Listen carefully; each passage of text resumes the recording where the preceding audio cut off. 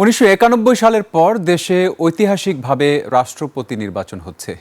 বিশ্ববাসীর চোখ এখন বাংলাদেশের এই নির্বাচনে। প্রধান নির্বাচন কমিশনার এএমএম নাসির উদ্দিন জানিয়েছেন, এই নির্বাচন ঘিরে সব ধরনের প্রস্তুতি নেওয়া হয়েছে। মানিক শিকদারের রিপোর্ট। ৩৬ বছর পর প্রতিদ্বন্দ্বিতাপূর্ণ নির্বাচনে ৩৪৯ জন সংসদ সদস্য ভোটের মাধ্যমে বেছে নেবেন দেশের ২৩তম রাষ্ট্রপতি। শিডিউল অনুযায়ী ২০ আগস্ট দুপুর ২টা থেকে বিকেল ৫টা পর্যন্ত ভোট গ্রহণ হবে। এরই মধ্যে সব ধরনের প্রস্তুতি নিয়েছে নির্বাচন কমিশন ও সংসদ সচিবালয়। বিকেলে আগারগাঁও নির্বাচন কমিশন ভবনে এ নিয়ে বিস্তারিত তুলে ধরেন সিইসি এএমএম নাসির উদ্দিন। রাষ্ট্রপতি নির্বাচন হয়েছিল আপনার প্রথম হয়েছিল 1991 সালে, আপনারা সবাই জানেন এটা।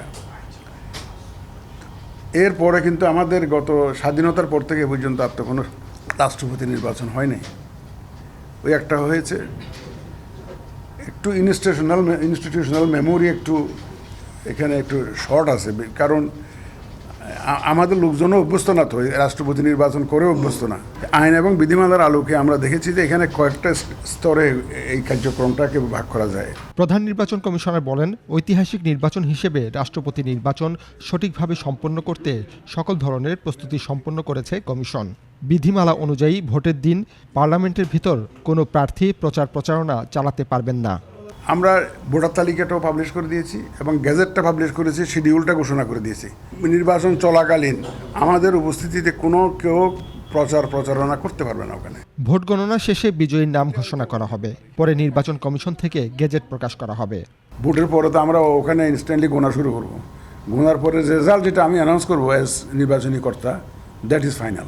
রাষ্ট্রপতি নির্বাচনে বাড়তি কোনো ব্যয় হচ্ছে না বলেও জানান সিইসি।